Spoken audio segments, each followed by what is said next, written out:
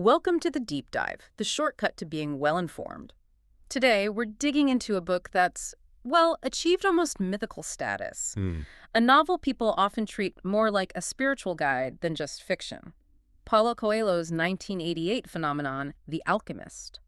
Yeah, it's kind of hard to overstate its reach, isn't it? I mean, originally O Alchemista, Right. translated into, 56 languages, sold tens of millions worldwide. Right. It just has this amazing cultural presence. It really does. You see photos of President Clinton reading it, Julia Roberts talking about how much she loves it. It gives it this unique cachet. Definitely. It's not just a bestseller. It feels like something more. So it's categorized usually as a quest, adventure, fantasy, and also a Bildungsroman, a coming-of-age story. Exactly.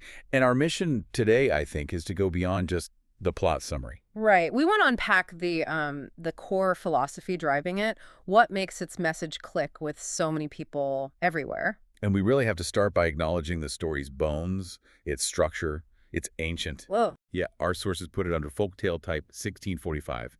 It's literally called The Treasure at Home. Wow. Okay. So Yeah. This isn't new. Not at all. This idea of traveling far only to find the answer was right where you started. That goes back to Rumi in the 13th century, pops up in 1001 Nights.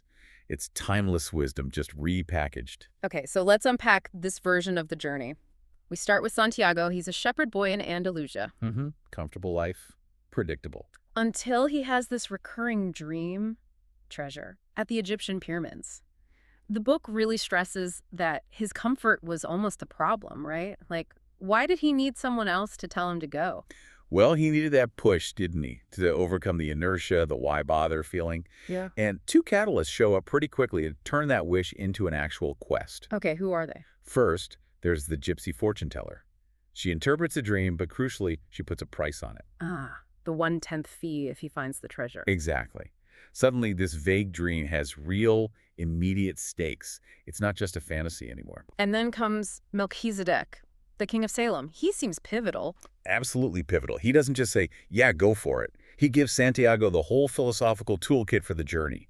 He's the one who convinces him to sell his sheep. His entire livelihood, his comfort zone. Everything to chase his personal legend. Okay, the personal legend, Linda Pessoa. That's the absolute core concept, isn't it? It is. Coelho basically defines it as finding your destiny, your purpose, the thing God or the universe has set out for you. There's a huge appeal there. It mixes fate with, active participation. Totally. It says there's a plan for you, but also you have to do something to make it happen. Which leads directly to that famous quote, the big promise from the king. Oh yeah, everyone knows this one. When you really want something to happen, the whole universe will conspire so that your wish comes true. It's pure motivational fuel. It really is. But, okay, if the universe is always conspiring to help, Yeah, why isn't everyone living their dream? good question. Coelho addresses that. He lays out these 4 big psychological roadblocks, obstacles that stop people from tapping into that universal conspiracy. Right, let's spend some time on these, because they basically map out Santiago's whole journey, and maybe ours too. Obstacle number 1. It's the most basic. Just believing that what you want is impossible. Okay, the weight of what everyone else says. Exactly. All that fear and prejudice you absorb, people telling you no, be realistic, don't risk it. It's maybe easy to argue against logically, but deep down, it's hard to shake. And Santiago gets past this by actually selling the sheep, trading the known for the unknown. He takes the leap. But once you do that, the universe apparently throws up barrier number 2, love. Oh, this one sounds tricky. It is because it feels noble. Yeah. It's the fear of hurting people or abandoning them because you're chasing your dream. Right, I can't leave my family partner job. And the book's insight here is pretty sharp. True love should push you forward, not hold you back. It should be an impetus, not a chain. Precisely.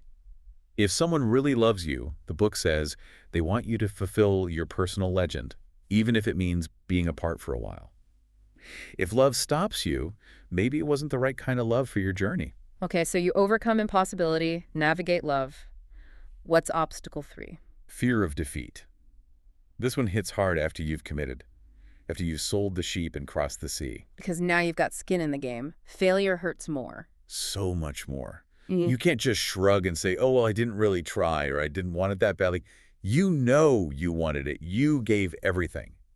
Pushing through that pain, getting back up after falling flat, that's where real confidence comes from. But lots of people turn back at this stage. It's too painful. And the final one, Number 4, Coelho calls this the most dangerous. Yeah, which is counterintuitive, right? It's the fear of realization, fear of actually succeeding. How does that work? Why fear success? It often comes down to feeling unworthy, like imposter syndrome, we'd call it now. Yeah. When you're right there, about to grasp the dream, suddenly you feel like you don't deserve it. And the book says people then commit stupid mistakes.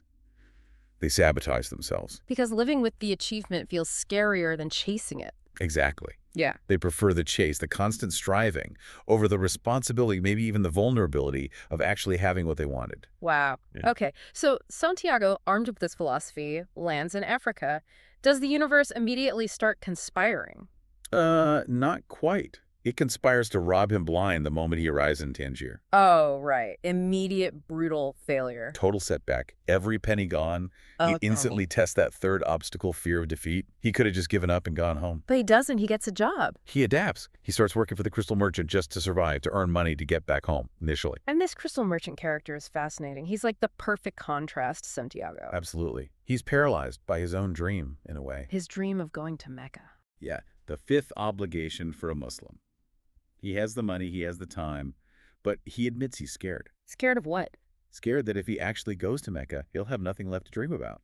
No reason to keep going with his, frankly, kind of tedious life. So the dream of Mecca is more important to him than Mecca itself. It sustains him.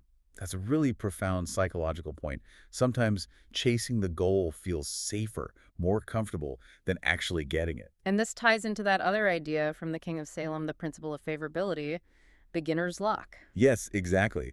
Those early wins Santiago has, like figuring out how to sell more crystal. Putting the display outside, serving tea. Right. The book says those aren't just random chances. They're little nudges from the universe. Mhm. Calculated rewards to whet your appetite with a taste of success. A little boost to keep you going. Yeah, get you hooked. Because the real tests, the harder stuff, that comes later. And while he's working there, Santiago starts learning this language without words, understanding omens. He starts paying attention differently. Connecting things. Like realizing his old shepherd's jacket, which he found burdensome, actually gave him warmth and comfort. He's learning to see the value in things as they are, He's learning to read the world around him. which is what the Englishman he meets later calls the soul of the world. This idea of a universal consciousness, a language connecting everything that speaks through signs and intuition if you learn how to listen. Okay, so he earns his money back and more.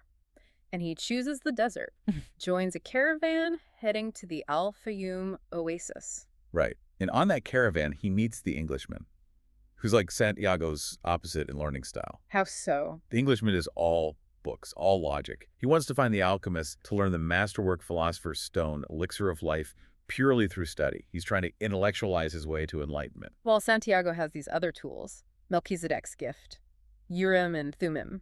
The black yes stone and the white no stone. Yeah, They seem significant, more than just magic rocks. definitely. The book positions them as tools for when your own intuition is cloudy. You ask a clear question, you get a clear yes or no. Kind of like training wheels for reading omens. Sort of. And interestingly, Urim and Thummim are actually mentioned in the Bible as divination tools used by priests. So again, Coelho is rooting Santiago's mystical path in ancient tradition, setting it apart from the Englishman's purely academic approach. So they reach the oasis, and that second obstacle love comes back hard when Santiago meets Fatima. Oh yes, he falls instantly, deeply, and he's ready to just stop. Give up the pyramids, give up the treasure, stay with her. But Fatima doesn't let him. No, she's a woman of the desert. She understands its harsh necessities, its logic, and she embodies that idea of love as an impetus. She encourages him to go on. Tells him the desert always brings its men back. She represents love that strengthens the personal legend rather than obstructing it. And she gives him that perfect phrase, maktub. It is written, which is so powerful in this context. It's not fatalism like, oh, well, nothing I can do. Yeah. It's more like active trust. Trust in the plan. Yeah. Trust that their love is part of the bigger plan, the soul of the world, and so is his journey. If he finishes his quest, the plan will naturally bring them back together. Denying the quest would deny the plan itself. So he goes on, and now he finds the actual alchemist, who really shifts his perspective. Completely. The alchemist makes it clear. True alchemy isn't just about turning lead into gold. It's about purifying yourself. Internal transformation. Right. It's about penetrating the soul of the world, understanding of that connection. The alchemist says the real goal isn't the gold itself, but realizing that when something evolves, everything around that thing evolves as well. Like improving yourself improves the world. Exactly. It's a kind of spiritual ecosystem. Your growth ripples outwards. And this gets tested almost immediately in that incredibly dramatic way. Oh, yeah. The ultimate test. Santiago reads the flight of hawks, sees an omen of war. Predicts a tribal attack on the neutral oasis, which is huge. The chieftains are furious at first, but they give him a chance. Or, rather, a terrifying challenge. Prove your connection to the soul of the world. Turn yourself into the wind in 3 days. An impossible task designed to make him panic. And the alchemist's advice in that moment is so key. He tells Santiago, The fear of suffering is worse than the suffering itself. exactly. Stop focusing on the fear of failing, the fear of dying. Focus on the now, on your connection. And he does it. He talks to the desert, the wind, the sun. And finally prays to the hand that wrote all.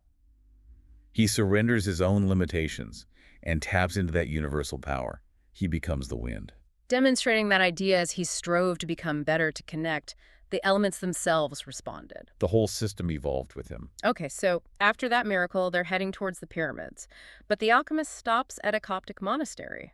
Why? It feels like one last demonstration and a separation. How so? The alchemist takes some lead, uses a sliver of the philosopher's stone he carries, and actually turns it into gold. He shows Santiago it's literally possible. Yes. But then he makes a crucial distinction. He tells Santiago, basically, this was my personal legend, not yours. Making gold was part of the alchemist's journey. Santiago's treasure, his destiny, lies elsewhere. He still has to finish his own path. Which brings us right to the pyramids. Yeah. And the big twist, the treasure at home. He finally gets there, starts digging where his dream indicated, and immediately gets beaten and robbed by refugees from the tribal wars. Talk about anticlimactic. Or is it? Well, it's the final piece of the puzzle. As the thieves are leaving, Santiago, bruised and penniless again, mentions he was digging because of a dream. And the leader laughs at him. Scoffs, yeah. Says dreams are stupid. Huh. Tells Santiago that he had a recurring dream about a treasure buried back in Spain, Under a sycamore tree. in a ruined church. Where Santiago started, the exact spot. The exact spot. He traveled thousands of miles, faced death, found love, learned the language of the universe, only to find out the physical gold was back where he began. So the journey was literally the point. The journey was the treasure. The gold is just confirmation, proof. He goes back to Spain, digs under the tree, finds the chest of gold. And his first thought is going back to Fatima. Because the real wealth was the knowledge he gained. Mastering the omens, understanding love, finding his own courage. That's what enabled him to understand the thief's story and find the gold. Couldn't have done it without the journey. It's the perfect circle. It really is. And the alchemist left him with a couple of parting thoughts too, didn't he? Some final wisdom. Yeah, those paradoxical warnings. First, that idea about recurrence. Everything that happens once can never happen again. But everything that happens twice will surely happen a third time. Meaning, pay attention to patterns. I think so. Learn your lessons. Don't be complacent. Stay vigilant. And the other one, about the Roman centurion. Yeah. That leads to the observation that no matter what he does, every person on Earth plays a central role in the history of the world. And normally he doesn't know it. That's a really powerful closing thought. It is. It basically says your individual journey, your pursuit of your own personal legend, matters on a cosmic scale, even if you never see the full impact. You don't have to be famous or change global politics. Just living your authentic journey connects you to the soul of the world and contributes something vital. Your choices ripple out, whether you realize it or not. A really profound idea to leave people with, especially if you're chasing a dream of your own. Just live the journey. Know that it matters. And with that thought, we'll wrap up our deep dive into The Alchemist.